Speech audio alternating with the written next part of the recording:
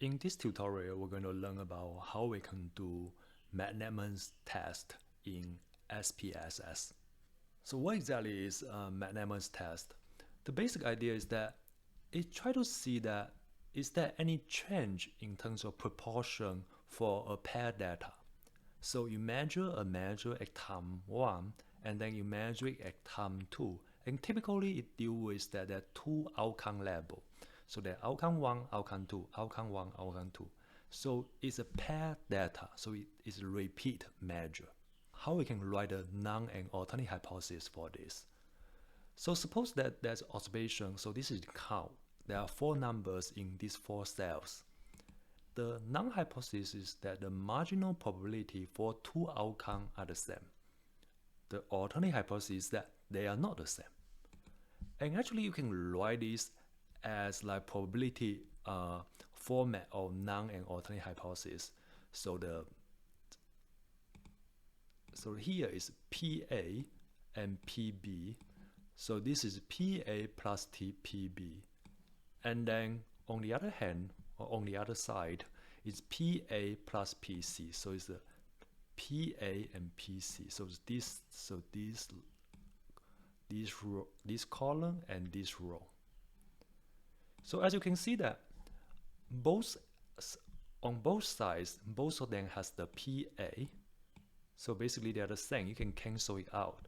So that leads to another format called PB equal PC, and the alternate hypothesis that PB is non-equal to PC. So that's the Null and alternate hypothesis for the McNemar's test.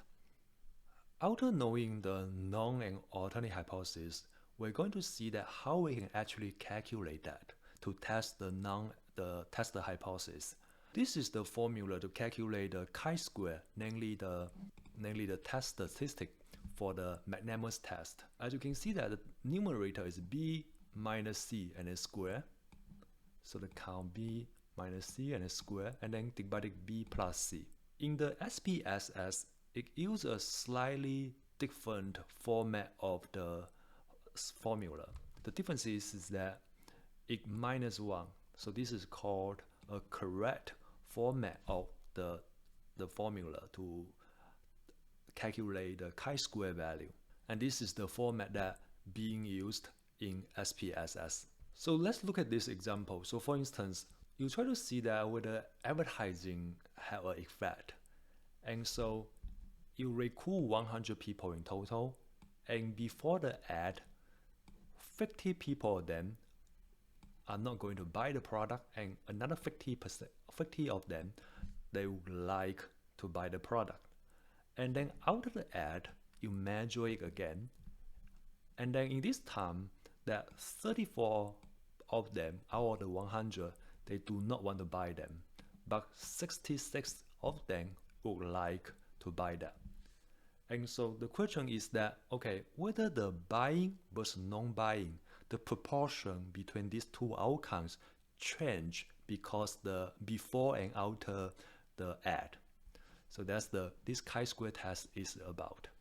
And we can do a calculation very quick. So basically the idea is that it's 22 minus the c, 96, and minus 1, and the square divided 22 plus 6 equal the chi-square value is 8.036.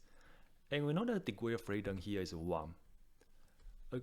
Further, we know that the critical value for chi-square value with degree of freedom 1 is 3.841. So namely that the value we calculate is greater than the critical value. Therefore, we reject the Null hypothesis. So this is how the data looks like in SPSS. As you can see that the first column is a consumer ID. So there are 100 consumers there, and before the ad and after the ad. So 1 represents that they are going to buy that. 0 means that they are not going to buy that. So the first consumer, he or she is going to buy that, but the second consumer, he or she doesn't want to buy that. And you measure the same people again, ask them whether they're going to buy the product or not. And so the first consumer, they're the same. The second consumer changed their mind from not buying to buying.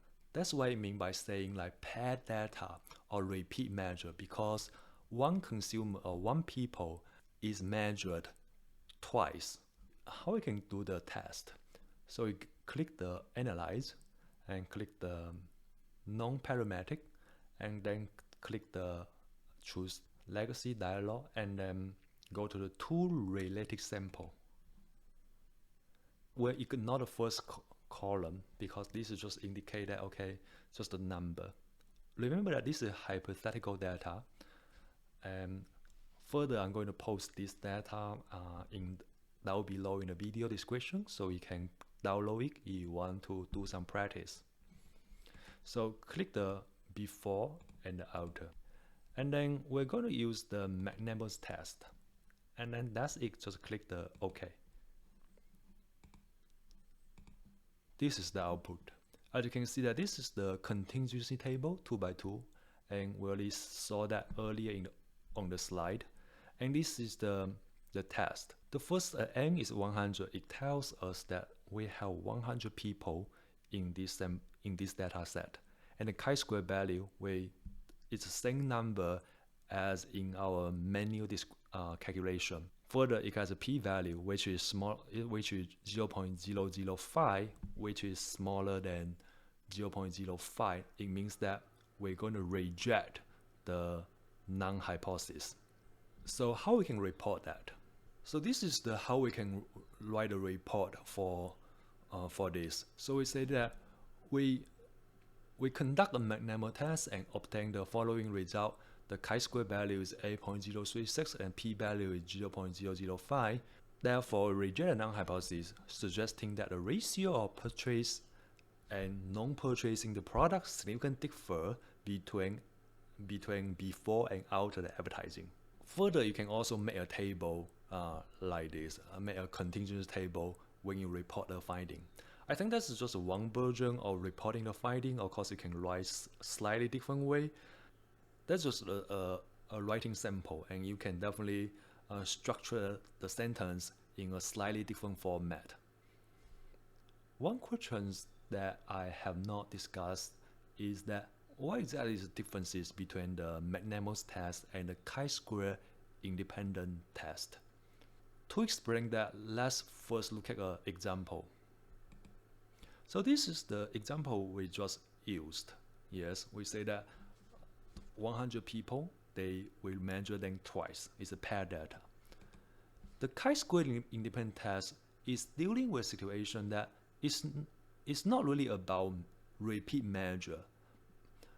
Let's look at this example. So we are saying that in one variable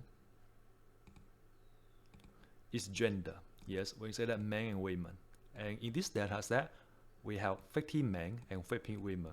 I purposely use exactly the same number here, but just change the variable name and meaning. The men, there are 50 men and 50 women. And among these 50 men, 28 of them not buying the product, 22 of them buying the product. In contrast, among these 50 women, 6 of them are not buying, but 44 of them are buying. So you can see the basic idea is quite different. Yes, there's no repeat measure in this chi-square independent test. How we can write a non and alternate hypothesis for the chi-square independent test? This is the hypothesis looks like. The non-hypothesis saying that there's no association between gender and purchase of the product. Alternate hypothesis just like, okay, there's an association between these two variables. So look at how it structured the hypothesis. So gender and purchase intent, the purchase of the product, yes, and gender and purchase. So this is two variable. And how you can manually calculate that? So basic idea is that this is a formula. I'm going to put a tutorial down below to show you how exactly this is calculated, but this is the way it calculated. As you can see that it's quite different from the way we write the McNemar's test, that formula. So these two formulas are quite different. I also will briefly show you how the data for the chi-square independent test, how the data looks like in SPSS, and how we can do that in SPSS. So this is the data in SPSS. this is hypothetical data again. And we use gender and purchase. So 1 means that they are going to purchase, and 0 means that they are not going to purchase. And 1 and 0 represent two gender, male and female. So we're going to click the analyze descriptive, and then going to click the cross steps. And then we can choose the gender in the row and the purchase as the column. And then we're going to say that statistic, we're going to do the chi-square, and we're also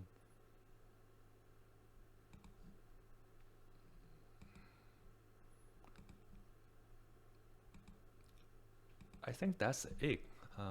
We do not really need. So the main thing we're going to see is the statistic choose the chi-square. That's the key thing you need to click.